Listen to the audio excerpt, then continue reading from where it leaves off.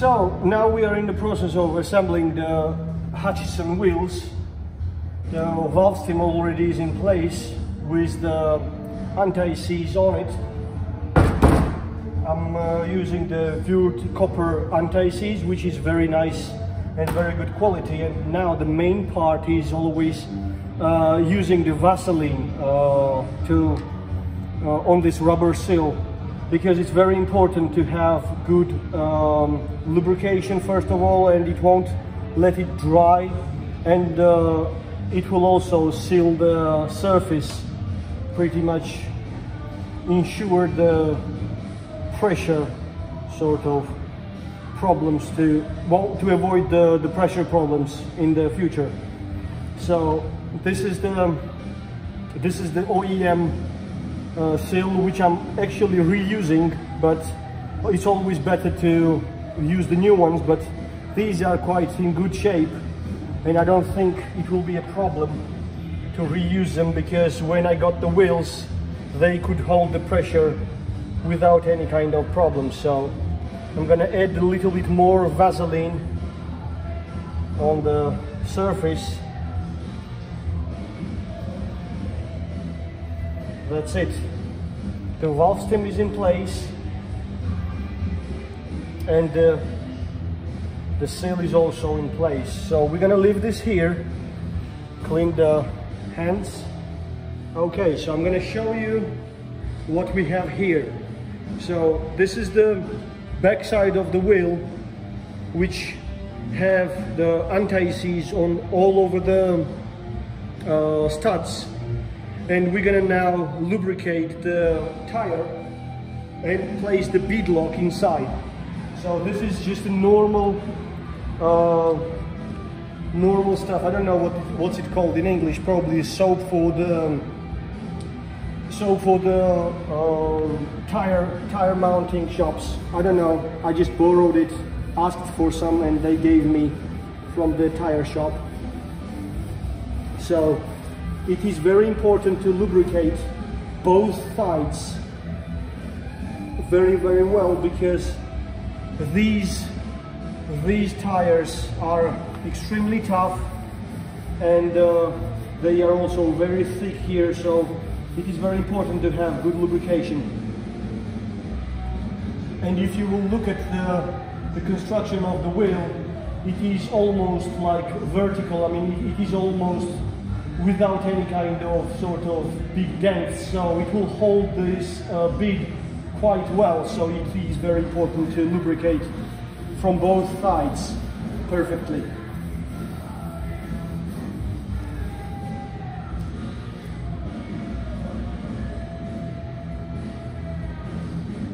From the inside and from the outside.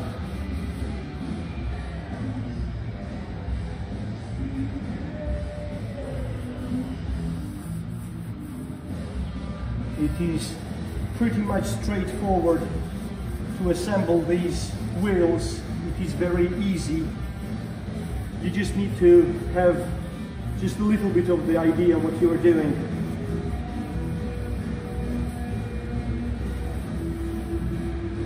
Now we have to also lubricate the bottom of the wheel very, very well.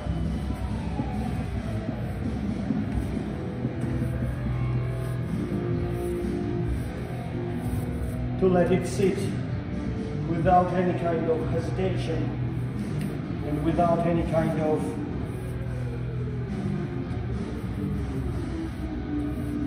problems. So that's it, ready. Now we're gonna place the bead lock.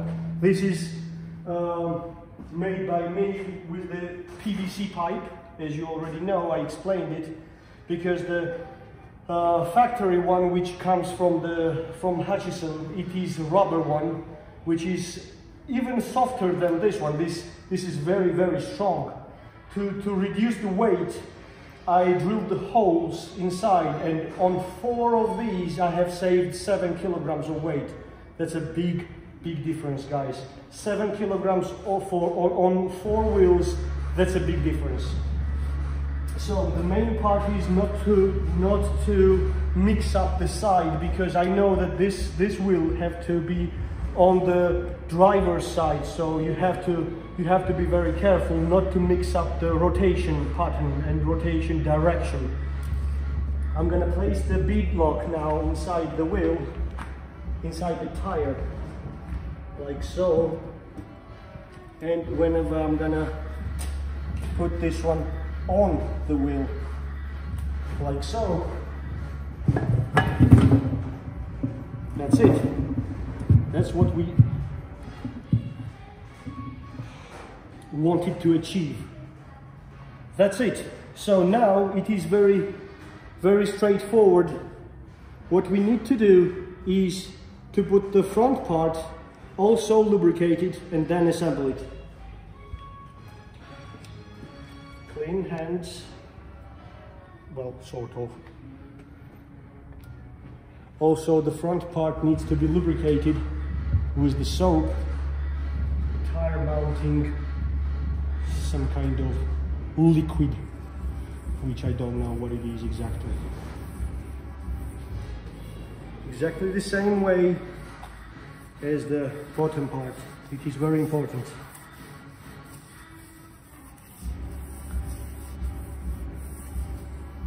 Like so. That's it. Now, what we need to do is place the front side of the tire, not the tire, front side of the wheel, exactly between these two. So the valve stem is here, so 1, 2, 1, 2, and on the middle one there is a valve stem. So it will be the most precise way of fitting the front part on the bottom part. And now we need 3 nuts to hold them in place. First, like so,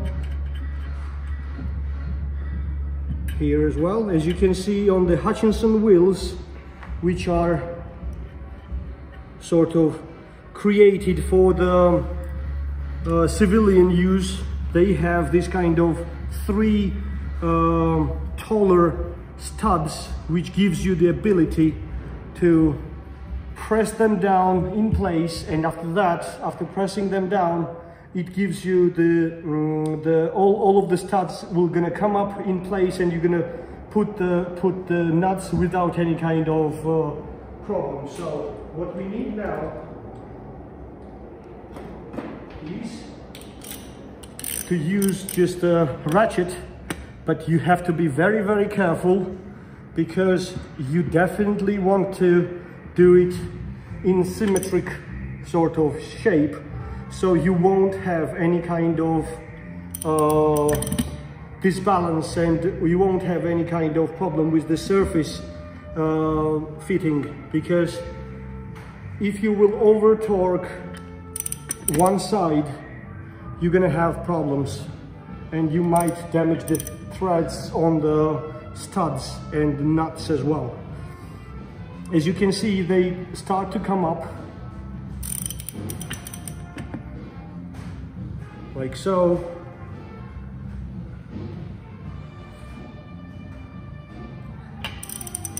It gives you very, very comfortable sort of working area, because it won't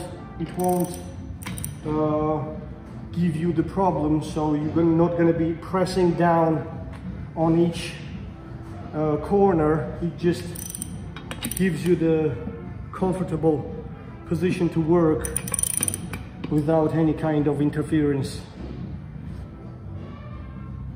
As you can see, it's already like almost there. It's very, very small gap left. I'm not overdoing any of the corners to avoid sort of over torquing the one side. That's it. Very few.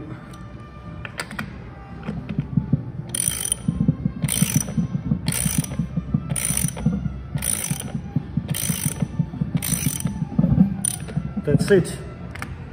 I mean, all of these are done. The surface from both sides are exactly on top of each other. So now we're gonna hand tight the rest of the nuts without any kind of problem, and it's so much easier to do compared to when you will start torquing one at a time. So this is the reason why it's done like that.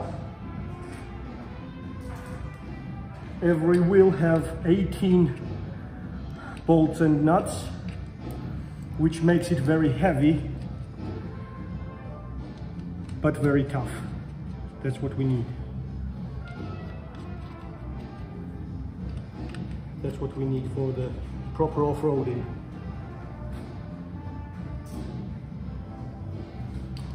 And the very important thing is to use the torque wrench whenever you will be torquing them down, because from the factory it gives you 2 steps torquing them down.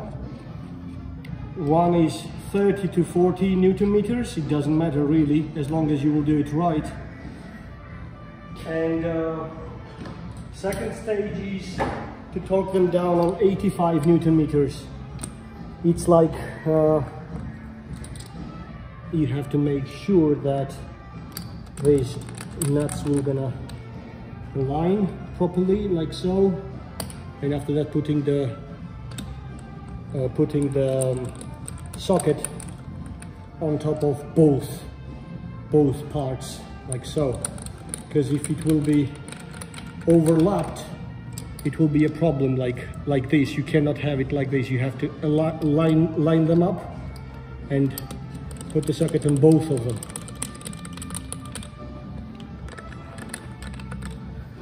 And also very important is to do them in cross shape whenever you will be torquing them down.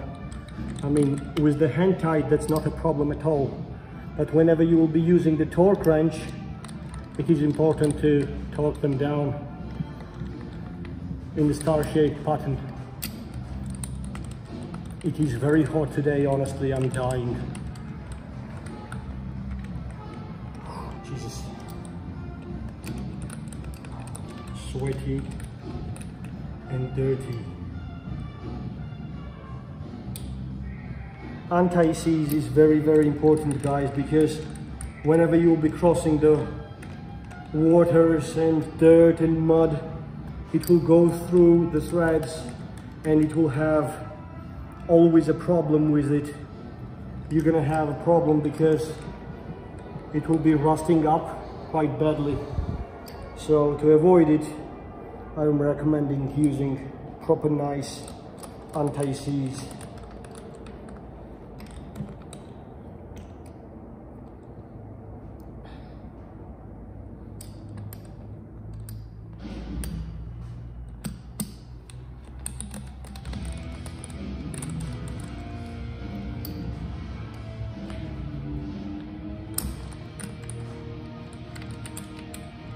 Let's see, 2 more to go.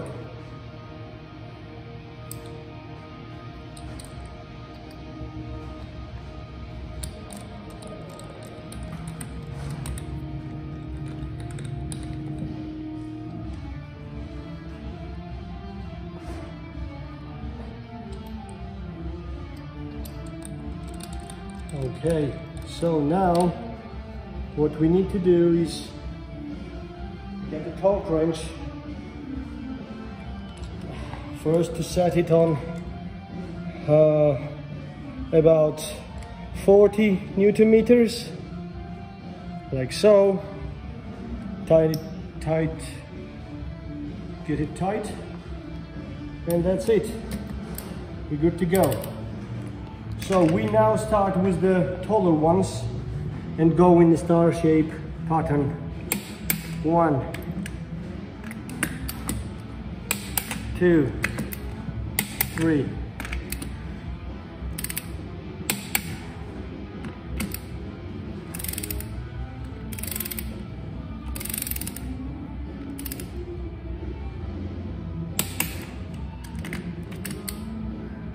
So all firsts are done. Now the second one.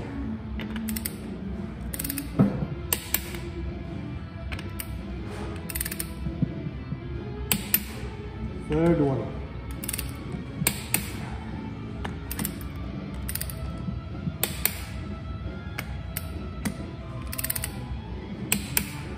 Fourth.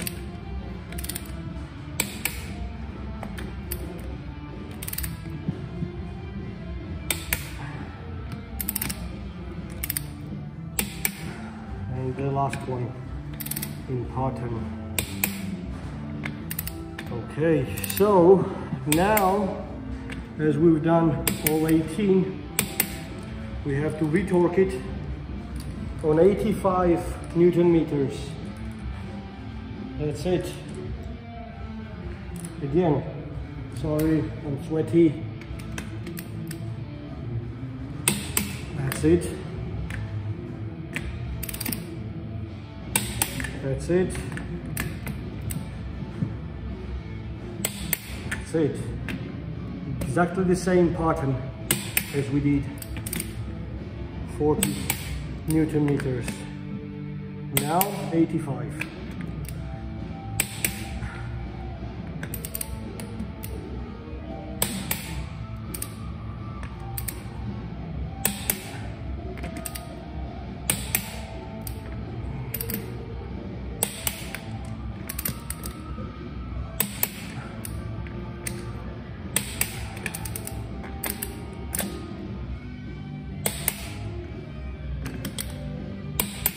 And the last one.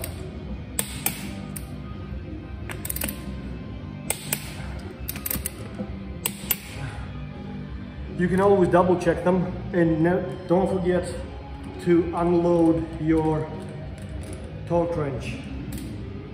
The only thing now left is to fill it up with air, and that's it, guys.